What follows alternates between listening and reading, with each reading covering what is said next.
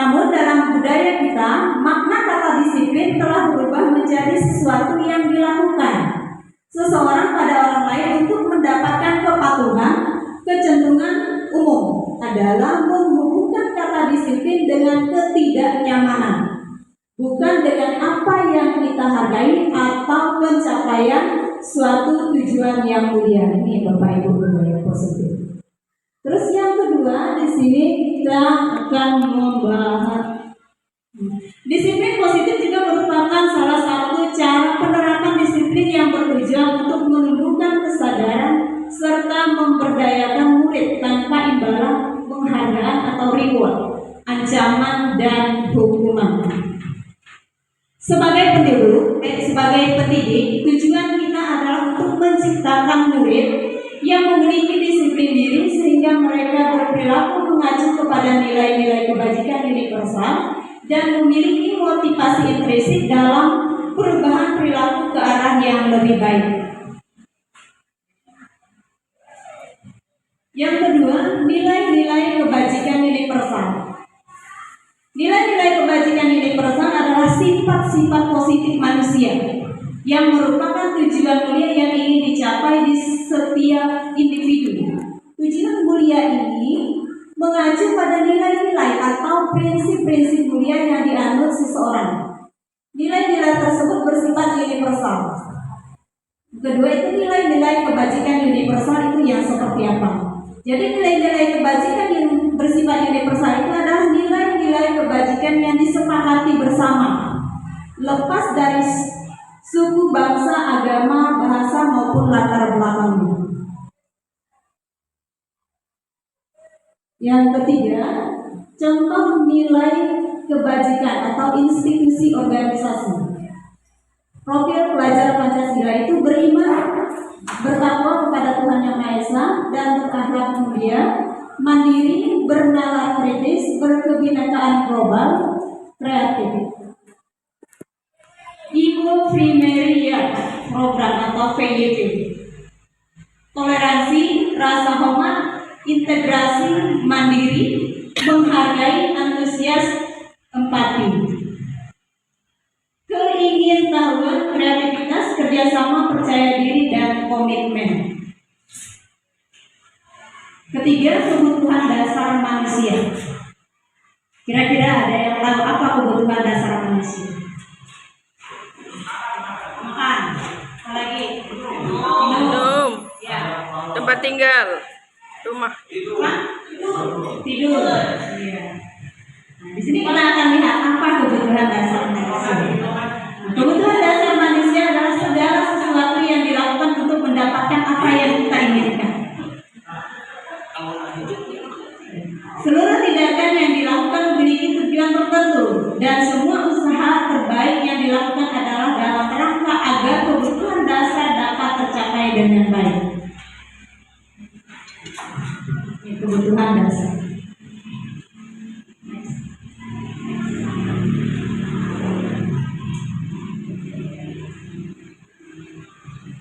Ada 5 kebutuhan dasar manusia.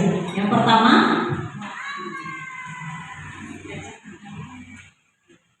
kebutuhan akan kasih sayang dan rasa diterima. Yang kedua itu kesenangan. Yang ketiga penguasaan, dan yang keempat kebebasan, dan yang kelima itu bertahan hidup. Nah, bertahan hidupnya itu tadinya kita rasain makan apa yang next.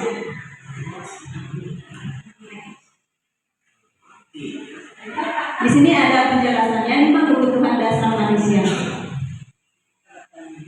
Yang pertama itu kebutuhan bertahan hidup.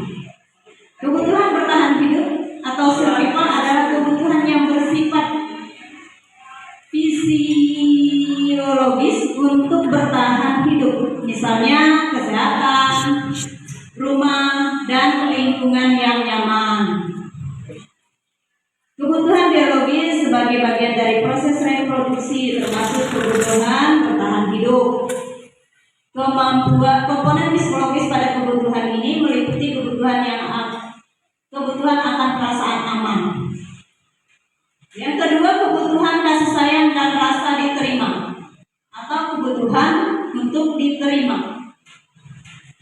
Kebutuhan untuk diterima atau disayangi meliputi kebutuhan yang akan hubungan dan koneksi sosial.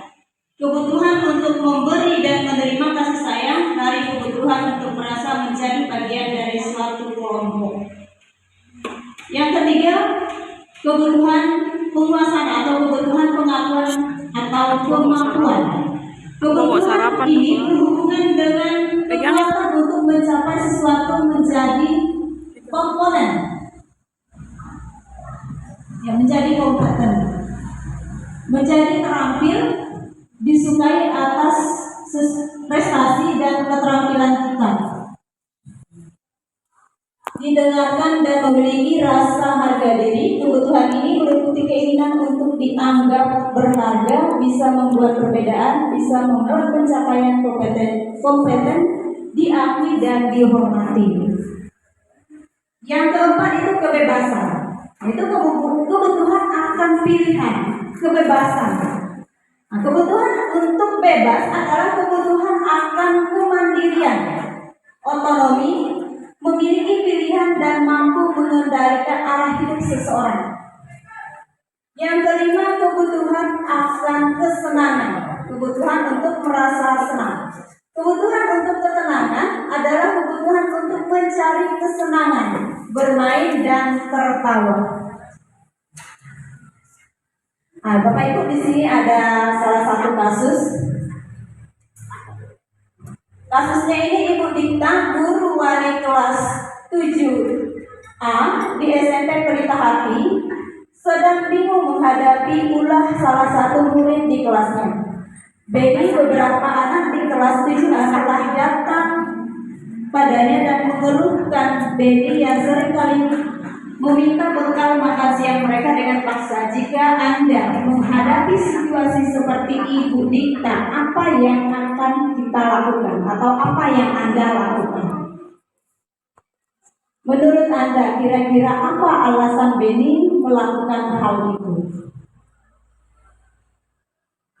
Jadi di sini dalam konteks penegakan disiplin positif, Ibu Dikta itu sebaiknya mencari tahu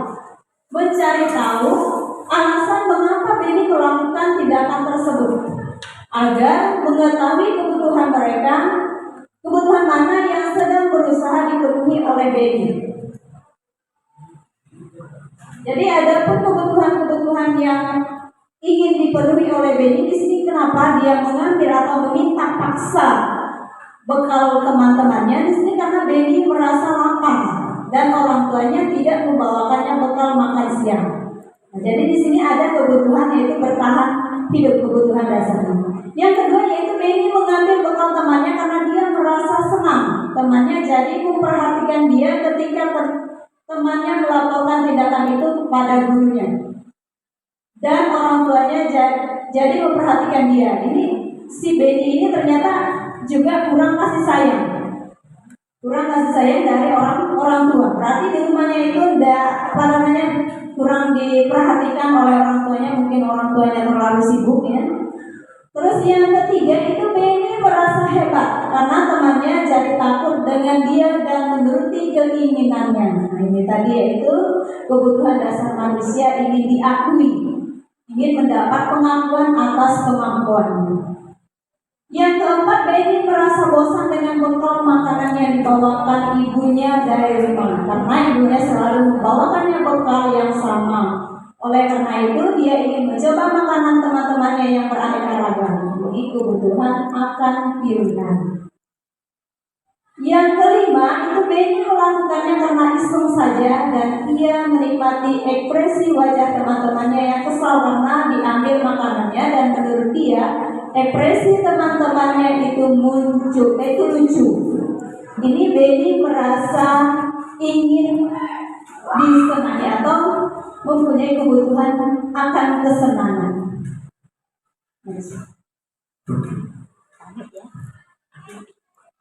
Yang keempat, motivasi perilaku manusia. Motivasi perilaku manusia ini ada 3. Yang pertama itu motivasi untuk menghindari ketidaknyamanan atau hukuman. Yang kedua, untuk mendapat imbalan atau penghargaan dari orang lain. Yang ketiga, untuk menjadi orang dengan nilai-nilai yang mereka percaya. Motivasi eksternal itu untuk menghindari ketidaknyamanan hukuman apa yang akan terjadi apabila saya tidak melakukannya. Ini berarti motivasi masih dari luar. Yang kedua, untuk mendapat imbalan penghargaan dari orang lain atau institusi. Yang ketiga, apa yang akan saya dapatkan apabila saya melakukannya. Ini motivasi eksternal atau masih dorongan dari luar, bukan dari dalam diri seseorang. Yang kedua itu motivasi internal. Ini tujuan dari disiplin positif. Jadi tujuan dari disiplin positif ini adalah motivasi internal yang keluar dari kita sendiri tanpa adanya paksaan dari orang lain. Di sini kita lihat untuk menjadi orang yang mereka inginkan dan menghargai diri sendiri dengan nilai-nilai yang mereka percaya atau diyakini. Saya akan menjadi orang yang seperti apa bila saya melakukannya ini. Ini salah satu motivasi yang keluar dari dalam diri anak tersebut. Misalnya dia ingin mendapatkan juara. Apa motivasi yang ada dari dalam anak tersebut?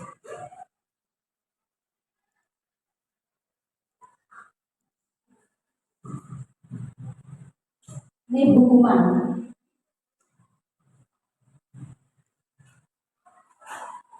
Hukuman bersifat tidak terencana atau tiba-tiba. Murid tidak tahu apa yang akan terjadi dan tidak dilibatkan. Hukuman bersifat satu arah dari pihak guru yang memberikan dan murid hanya menerima satu hukuman tanpa melalui suatu kesepakatan atau pengarahan. Yang keempat berupa hukuman fisik atau psikis. Dan yang kelima, murid disakiti oleh suatu perbuatan atau kata-kata. Ini hukuman ya Bapak Ibu. Kalau konsekuensi itu sudah terencana atau disepakati sesuai peraturan, sudah dibahas dan disetujui oleh murid dan guru. Yang ketiga, murid sudah mengetahui sebelumnya konsekuensi apa yang akan diterima bila ada pelanggaran. Yang keempat, murid tetap dibuat tidak nyaman, tetapi dalam jangka waktu pendek. Ini perbedaan konsekuensi dengan hukuman.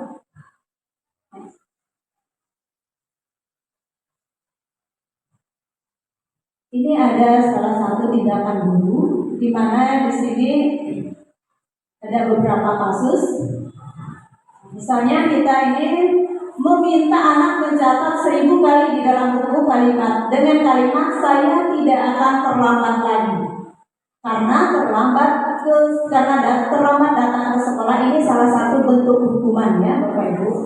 Terus yang kedua itu lari mengelilingi lapangan basket 2 kali karena terlambat hadir di sekolah. Ini juga salah satu bentuk hukuman.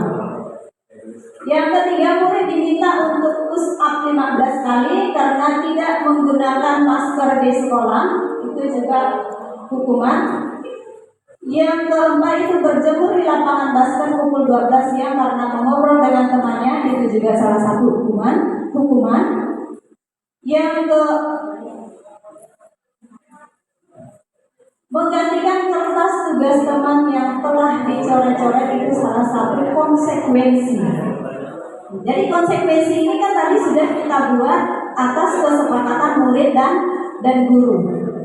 Ini membersihkan tumpahan air di meja tulis karena tersenggol pada saat pelajaran. Itu juga salah satu konsekuensi. Murid disuruh untuk tidak mengenakan sepatu seharian di sekolah karena tidak mengenakan sepatu berwarna hitam sesuai peraturan sekolah, itu hukuman. Lari mengelilingi lapangan basket 2 kali karena terlambat 10 menit untuk pelajaran PJOK, itu hukuman. Kehilangan 10 menit jam istirahat untuk mengerjakan tugas karena terlambat datang dan tertinggal pelajaran selama 10 menit. Itu hukuman, ya konsekuensi ya. Yang kelima ini restitusi atau posisi kontrol guru. Ini yang pertama itu restitusi. Apa itu restitusi? Restitusi di sini adalah proses menciptakan kondisi bagi murid untuk memperbaiki kesalahannya. Proses kolaborasi yang mengajarkan murid untuk mencari solusi sendiri untuk masalah mereka. Adapun 5 posisi kontrol guru di sini ada yang pertama itu penghukum. Penghukum ini biasanya kita berbicara dengan nada tinggi, menghardik, menunjuk-nunjuk, berkaca pinggang atau membentak. Yang kedua itu menggunakan hukuman fisik maupun verbal. Yang ketiga akan berkata patuhi aturan saya atau awas. Kamu selalu saja salah, selalu pasti, selalu, dan yang terakhir selesai. Ini kita sebagai posisi kontrol guru yang sebagai penghukum itu. Yang selanjutnya itu senantiasa percaya hanya ada satu cara agar pembelajaran bisa berhasil, yaitu cara dia. Adapun dampak posisi penghukum ini murid menjadi dendam, ya Bapak Ibu. Kalau kita sering menghukum itu ternyata di sini dampaknya itu mungkin sudah kita rasakan juga ya, tapi kita cek ya. Jadi di sini dampak posisi penghukum itu murid menjadi dendam. Terus juga murid tidak menyukai guru atau mata pelajaran yang diampunya. Sini nampak ya Bapak Ibu, siswa itu kalau tidak suka dengan kita, jadi dia belajar pun ya hanya ngikut doang. Itu bahasanya. Yang kedua, posisi kontrolnya di sini membuat merasa bersalah. Suara cenderung lembut, tenang, namun kata-katanya menyalahkan murid. Guru akan menyatakan hal-hal yang merasa kesalahan apa pada murid dengan membuat guru menderita. Menggunakan keheningan dan membuat orang lain merasa tidak nyaman, bersalah atau rendah hati. Kata-katanya seperti ini Bapak Ibu. Ibu sangat kecewa sekali dengan kamu. Berapa kali Bapak harus memberitahu kamu ya? Gimana coba kalau orang tua kamu tahu kamu berbuat begitu? Ini posisi kontrol ini juga sering kita lakukan ya Bapak Ibu. Terus dampak posisi membuat merasa bersalah ini apa dampaknya? Ini membuat murid merasa bersalah. Yang kedua itu murid akan memiliki penilaian diri yang buruk tentang diri mereka. Murid akan merasa tidak berharga dan telah mengecewakan orang-orang yang disayanginya. Ini dampaknya jika posisi kontrol kita ini menjadi seseorang yang membuat merasa bersalah diri siswa. Nah, terus yang ketiga itu teman. Teman ini suara guru ramah dan akrab, cenderung bersenda gurau untuk menghangatkan suasana. Murid akan merasa senang, aman dan akrab dengan guru. Adapun kata-kata yang digunakan sebagai posisi kontrol ini, ayo bantulah demi Bapak ya. Ayo ingat, tidak bantuan Bapak selama ini. Ya sudah, kali ini tidak apa-apa, nanti Ibu bantu bereskan. Ini posisi kontrol kita sebagai teman. Dampak posisi kita sebagai teman itu murid akan bergantung pada guru tersebut. Jadi tidak mandiri ya Bapak Ibu. Nah, murid tidak mandiri dan tidak bisa berpikir untuk diri sendiri. Murid bisa berperilaku baik namun hanya untuk orang-orang tertentu saja. Yang keempat itu pemantau.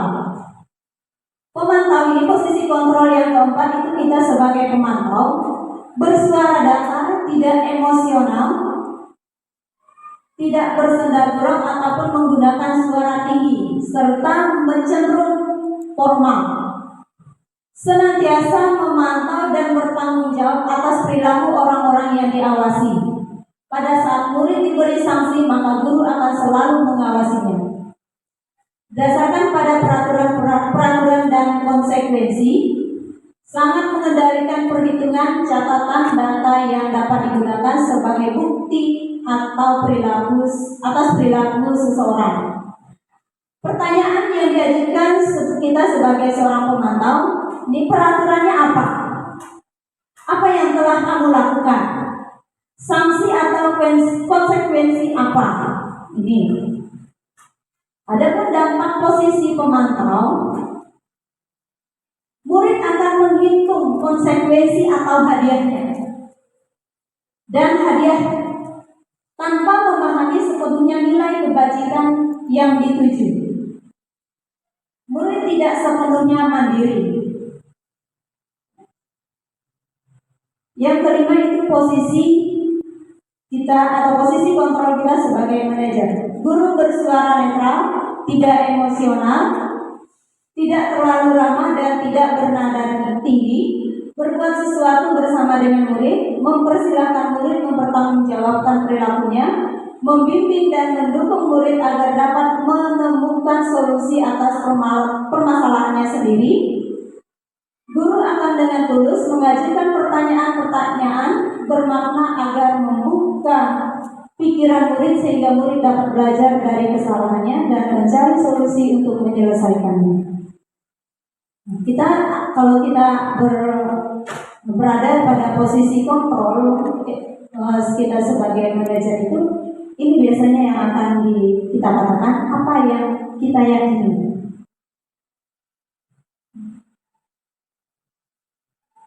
Kembali ini biasanya kembali kepada keyakinan kelas. Terus yang kedua itu, apakah kamu meyakini?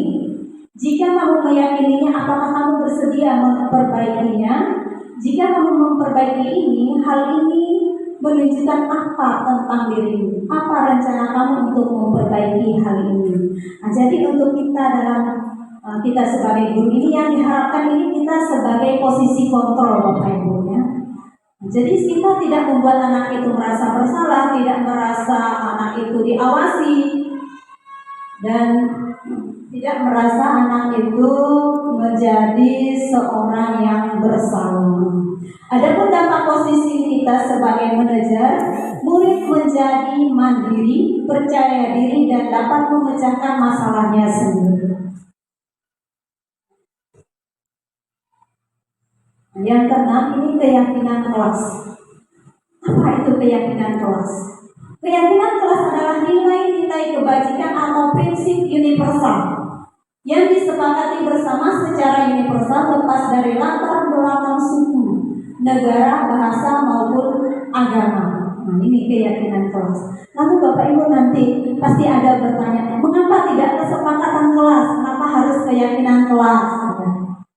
Nah, keyakinan kelas ini muncul karena adanya motivasi dari dalam diri siswa atau motivasi implisit.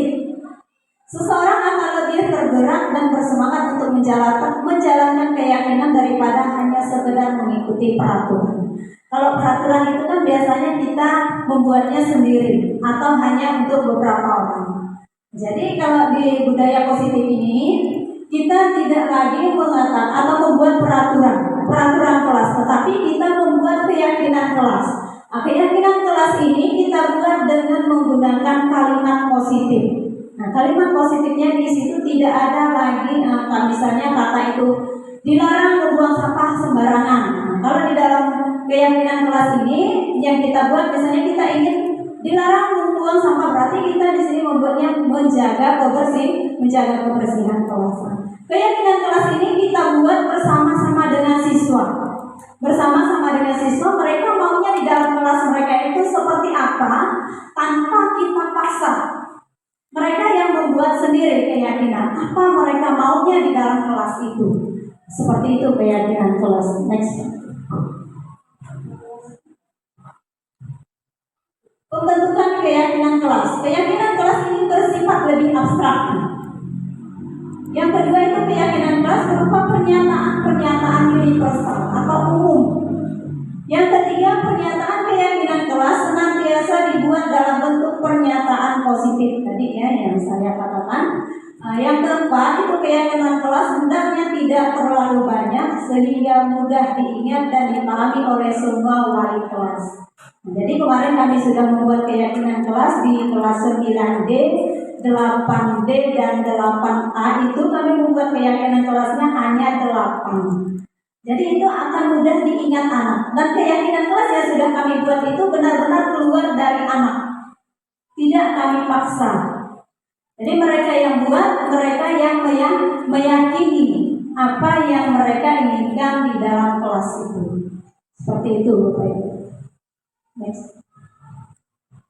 Keyakinan kelas sebaiknya sesuai dengan kondisi kelas dan sekolah sehingga mudah diharapkan ya.